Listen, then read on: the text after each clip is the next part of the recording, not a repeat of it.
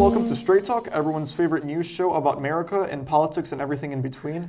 On the left, I'm joined by Sam Rahman, and on the right, I'm joined by Brant Siegfried. And we've got a great show for you guys today. Season 2, Episode 3.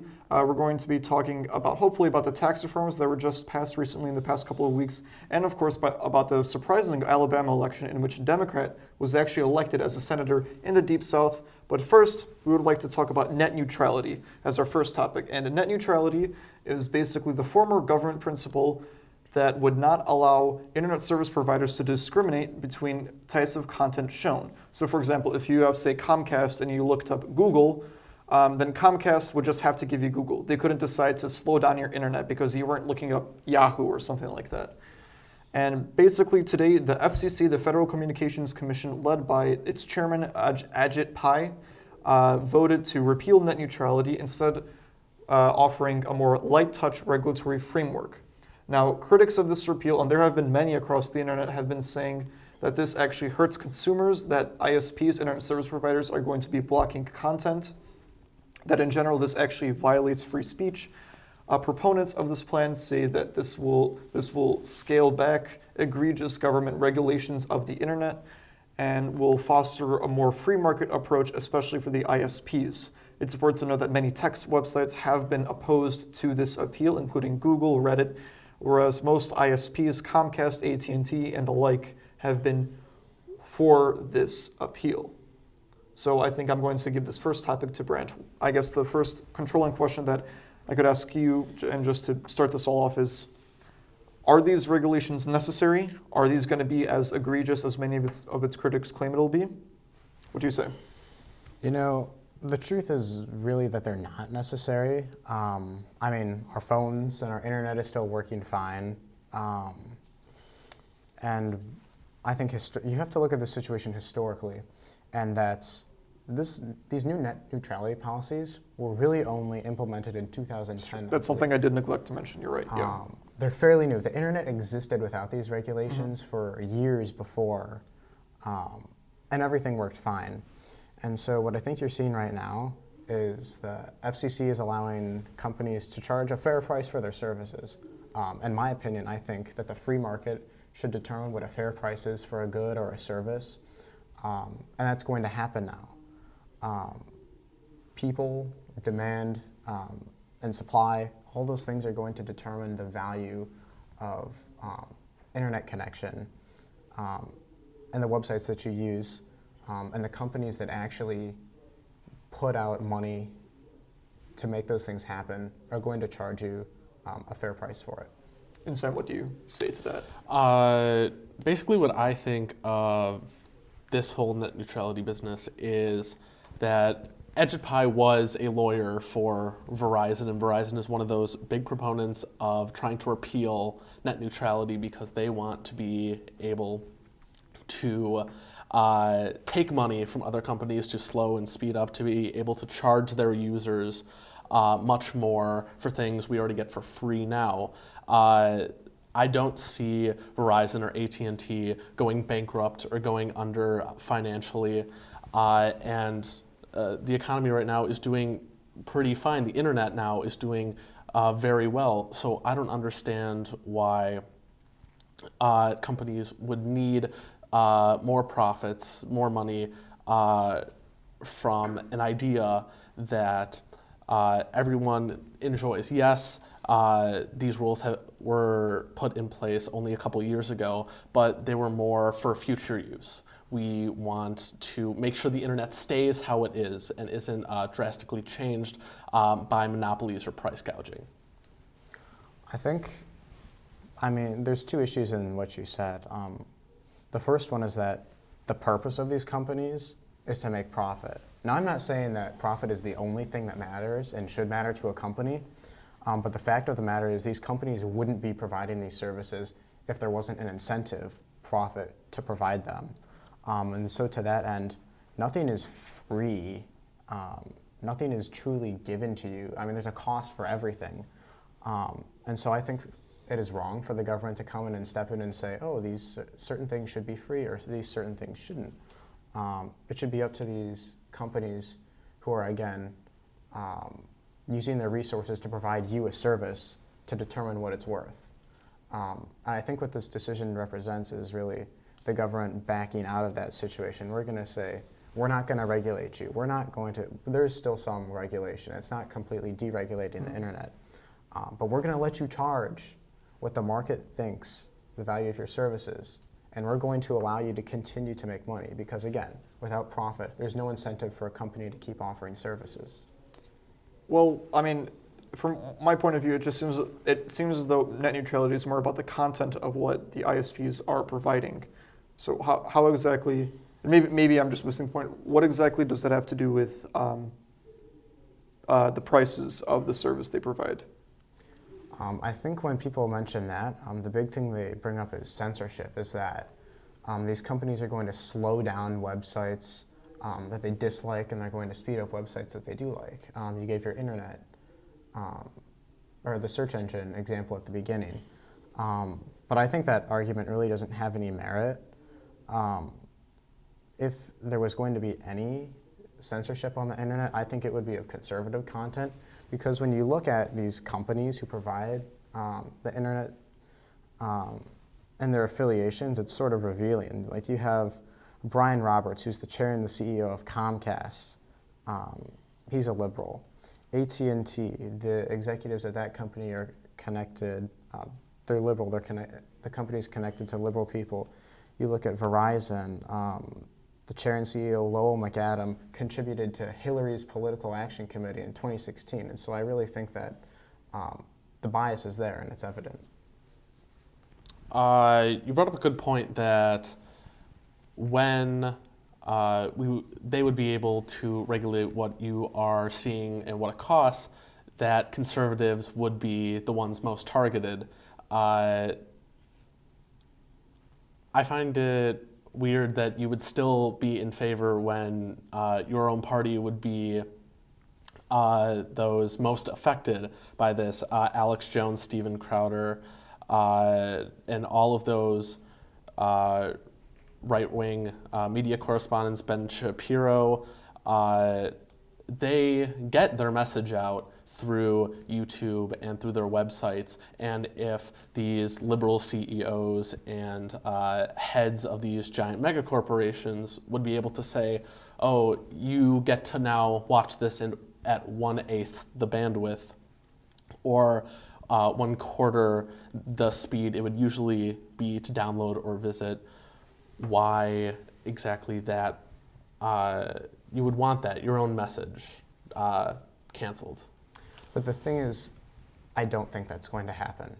I don't think these companies are going to sit around and conspire, oh, we're going to silence the conservatives on the internet. And the reason relates back to what I said previously, is that they're companies. The purpose is to provide a service to people who pay to receive the service. You can generalize and say about half of America is conservative and half of America leans more liberal. And that conservative half or that liberal half want to receive conservative or liberal content. And so again, these companies are going to continue to seek profit. And so I think they're going to continue to do the best job to provide the service that people are paying for. Well, I guess we are coming to the end of this segment. So I guess I could ask you guys in short answer to, do you guys think that this is going to change much about the internet in your opinion? If you guys could just tell me that in a little bit short answer. Sam, I guess I'll start with you. All right. I think that at first, if net neutrality is completely taken away, the companies will try and ease into it, make people not notice. And for the first couple months or a year, just slightly slow things down, if at all, easing us into a sense. And then once we don't notice it, that's when they will be able to start making more drastic changes. Brent?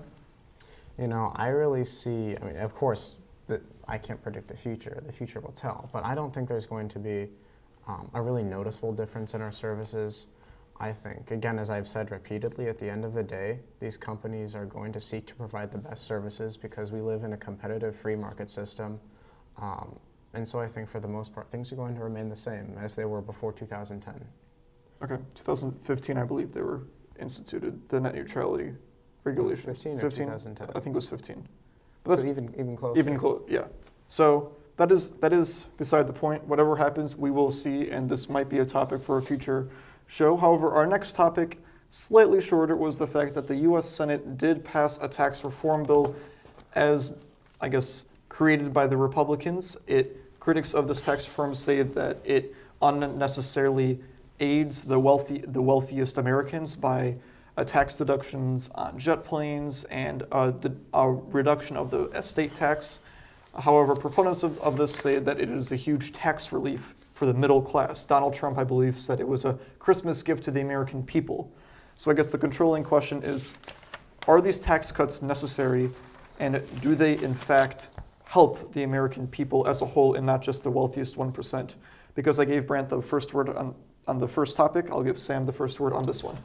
Thank you, Alex. Well, I think this is pretty much a tax cut for the wealthy, as many of the lower class and middle class Americans will see an actual slight raise in taxes, as many of the tax brackets, instead of the however many we have now, it will be condensed into, I think, 7. So those who would be paying less taxes would be bumped up and now be paying more than what was previous. The estate tax, now you don't have to pay taxes if you're inheriting less than $11 million, which is clearly just for the top however many percent. Additionally, the smaller brackets do allow a lesser percent tax rate on the uber wealthy, decreasing their taxes while increasing lower middle class Americans. Brant? I think that there's a very important question that we need to address when we address the issue of taxes, and that is, why is a tax cut for rich people necessarily bad? I mean, who says we have to harm rich people because they're rich? I think what this bill does, it makes our tax code simpler, and it actually does cut taxes for a lot of people. The New York Times ran a simulation of thousands of possible middle-class households, and they actually found that a majority of the middle-class households would receive a tax cut under this bill, and that's what I see it as. It's helping everybody. It doesn't have to be just middle-class people, wealthy people, poor people getting a tax cut. I think what it is working to cut taxes for the most people it can. It actually condenses the tax brackets from 7 into 4. As mentioned before, right? Mm-hmm. Yes, at 37%, 35%, 25%, and 12%. And I think that simplification of the tax code is something that we need to continue to work towards.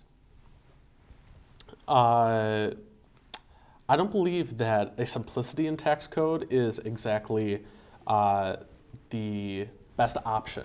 Well, we can make it super simple and just have 20, 30% just across the board. But in our country, the progressive income tax helps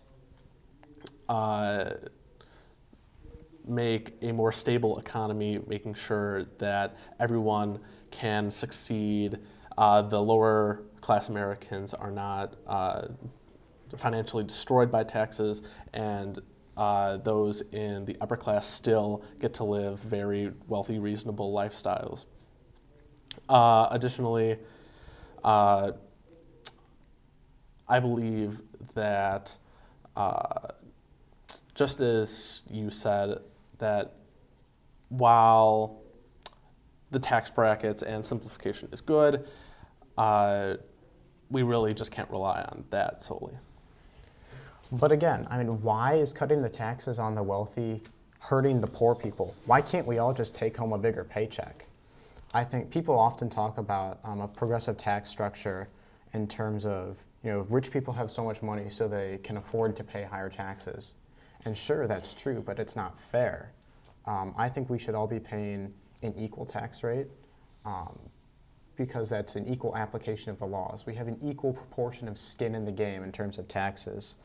At the state level, Illinois has a flat tax, and people don't really complain about that. and that's because we're all paying an equal proportion of our income to the government. And to your other point about a simple tax code, I think it's necessary because when you simplify the tax code, you cut out loopholes. You make sure that such and such oil company can't write off all these deductions. You make it simple, you make it easy to understand, and you make sure people pay their share, and that's it. Well, that is all the time we have for this segment. Unfortunately, a fairly complex and important segment. And I'm sure we will come back to tax reform.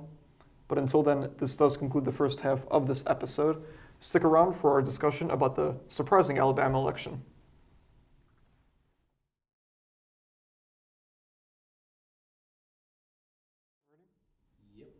Hello and welcome back to Season 2, Episode 3 of Straight Talk. I'm Alexander Kuptel, again joined by Sam Rahman and Brant Siegfried. And our last topic for this episode, taking up the latter half of this episode, is, of course, Roy Moore and the Alabama senatorial election. Roy Moore, of course, was the Republican candidate for the Alabama Senate to take the place vacated by now Attorney General Jeff Sessions. And he was plagued by accusations of sexual assault, especially on minor girls. And possibly due to this, he was a rather controversial figure. And perhaps as a result, Doug Jones, his Democratic opponent, was actually elected by a fairly razor-thin margin 2 nights ago, especially voted in by African Americans within the state of Alabama. And really, he's the first Democratic senator from Alabama, or probably even the Deep South, since the early 90s. And Alabama's stereotypically the reddest of the red states. That's a phrase I've seen thrown around a lot. So I guess the question is, we now have Alabama with a Democratic senator. Does this change anything? How significant is this? And I guess I really do think that is the importance of this question. A state Senate race is a state Senate race, but what effect this has on, say, the midterms next year is a fairly important one. And to answer that question first, I think I'm going to turn to Brent, who was really excited about this topic. Yeah, so in terms of results, I think this is huge for the Democratic Party, but it's only a short-term game. Because here's the situation. Doug Jones is going to go to Washington in January, and he's going to be sworn in, and he's going to serve his term until 2020. And whether or not he votes liberal or he tries to moderate his record, he doesn't stand a chance for re-election in 2020. Especially against one of the prominent representatives from Alabama, such as Mo Brooks, who ran in the primary for the Senate seat, and he was unsuccessful, obviously. But in the next month, Senator-elect Jones will probably not be seated until January. So Republicans have until then to pass the tax reform bill with Senator Luther Strange's vote. Otherwise, it's a 51-49 Senate, which is going to be problematic for the Trump agenda in the Senate, where you need every single vote to get things through. I completely agree, but I don't believe that this is a huge win for the Democrats. It is Alabama. These are his constituents, and I believe he should vote however his constituents believe. If that's Democrat, if that's Republican, it's really up to the Alabamans. Additionally, I'm surprised that Alabama did go blue in this sense, but Roy Moore was not a reasonable candidate in any sense. He was removed twice from the Alabama Supreme Court by pushing his own religious agendas upon his legal record. And while the allegations may have played a big part in kind of forcing some uneased Republicans' hands in voting for Doug Jones or just writing in, I think it was a pretty good outcome for the Democrats, all in all. Do you think Doug Jones stands a chance again in 2020 against a more prominent Republican representative, as Brian has mentioned? Well, it depends. If Doug Jones does a good job representing the people of Alabama, then I do think he has a good shot. If supporters of the Republican Party who are unpleased with Doug Jones, or that they have a Democrat in the Senate, and they rushed to the polls in 2020 and vigorously vote him out, just as African Americans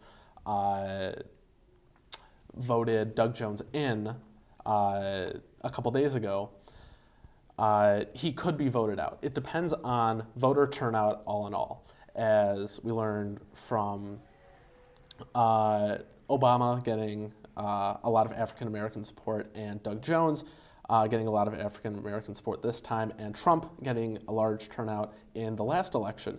It is solely voter support and how much they need this candidate in office. Right. It should be noted before we continue, perhaps something that wasn't explicitly stated, is the fact that many conservatives did not leave Roy Moore in the midst of these allegations. In fact, really the reason demographically that why Doug Jones won is the fact that 97% of African Americans voted in Alabama for him, and they constituted 30% of the voters, which is actually more than participated in last year's election and the previous presidential elections. So really, it seemed less about the fact that more Republicans were defecting across party lines, but rather than Democrats were rallying to their cause, which is what Sam was referring to. But Brant, your response? Yeah, no, Alex, I think you're right on that. What happened was it doesn't matter how many Democrats turn out to vote in Alabama. Even if this many people turned out to vote in 2020, if the white evangelicals show up to the polls, the Democrat is going to lose, and that's what happened here. I think the people of Alabama were disenchanted by the fact that they had, that their choices were between an alleged child molester or someone who is rather extreme on abortion, which in one of the most pro-life states in America was a tough pill to swallow. And so you did see the white evangelical voter population stay home. In terms of Republican strategy, though, I think what would have been the most opportunistic for Republicans would have been to stomach the vote for Moore, even amidst the allegations. And I think Senator McConnell should have come down and said, we stand by our Republican, but we're going to immediately launch an ethics investigation in the Senate. And if we find these allegations credible, we're going to expel him from the Senate, which the Senate has the power to do, and Republican Governor Kay Ivey can appoint a replacement. I disagree with you on the fact that an ethics investigation should or would have been conducted once he was sworn in. Why not conduct the investigation when he was a judge or when he was a candidate? As how could you stomach the feeling that there's a good chance that you're appointing a man with his background of allegations to a position of power, being part of this Congress? You know, I think that's misguided, though, because these allegations didn't come out when he was running for judge or in any of the other elections that he ran. And these allegations came out specifically during this election.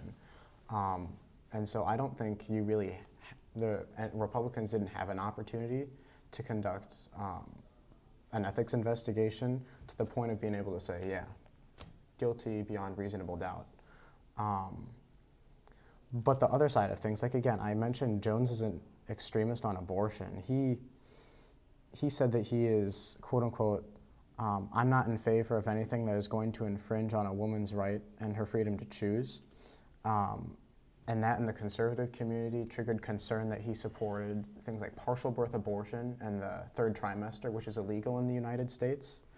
And he did walk those comments back and say that the current law should stand. But if anything, that shows he's inconsistent. But again, in a state like Alabama, being a purported child murderer or child molester are two very equally horrifying things. And that's why Republicans couldn't come out and say, we have to vote for Jones, because one or the other, Alabama was going to get a raw deal. With Roy Moore's track record, many evangelicals either stayed home or there were 25,000 write-in votes, I believe, because they just couldn't vote for someone who might have committed these allegations, but somehow voting for a Democrat is equally as bad as someone who possibly did do these horrible things to young girls. And there has been evidence, like during his judicial career, there were police files that he had been removed and banned from some malls because of how he was acting towards young girls, and him writing the note in a high school girl's yearbook. These are obvious signs that these allegations are a little more than allegations. I want to address first the first thing that you said. Did you say that it should have been easier for them to vote for the Democrat than for Moore because of the allegations? No, I'm saying that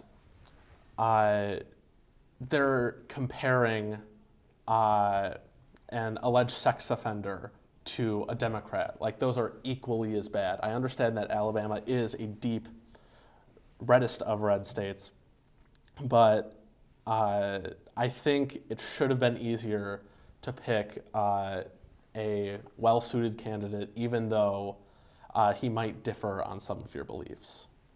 But I think that just shows our lack of understanding of Alabama here in the North. Because for a lot of people in Alabama, and for people across the United States, that is a hard choice. For people who think abortion is wrong, how do you go ahead and weigh that choice? Molester or murder, as I've said time and time again.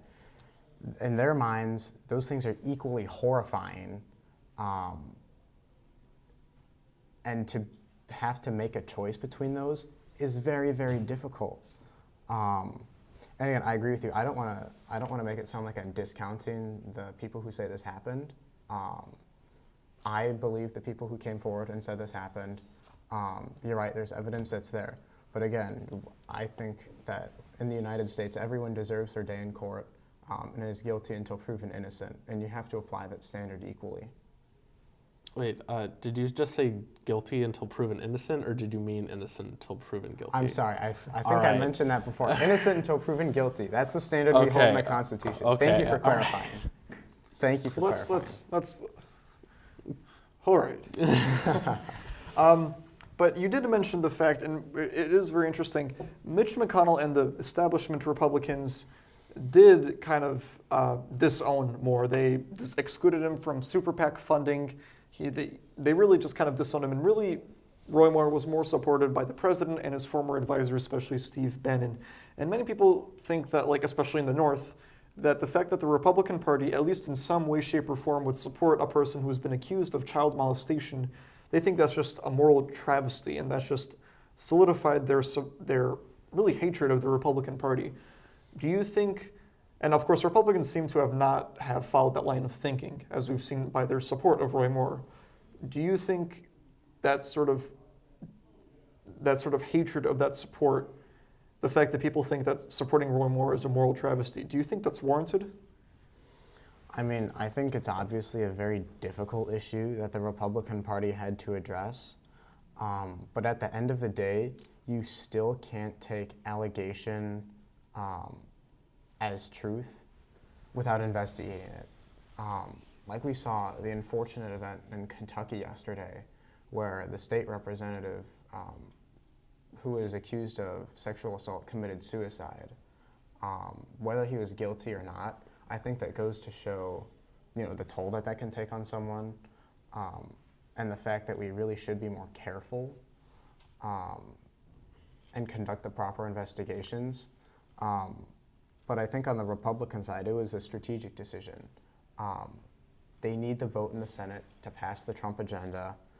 And if you were to find that the Moore allegations were true, which I'm sure they are, you could go ahead and expel him from the Senate and again have the governor appoint that replacement instead of again having a liberal vote in the Senate until 2020. Yes, the travesty in Kentucky was terrific following these allegations. But Terrific used in a bad sense, I assume. Horrific, sorry. There we go. Not terrific, horrific. But there's a difference between like witch hunt tabloid-esque crusades against specific people and like fact-based allegations such as mall reports and the yearbook.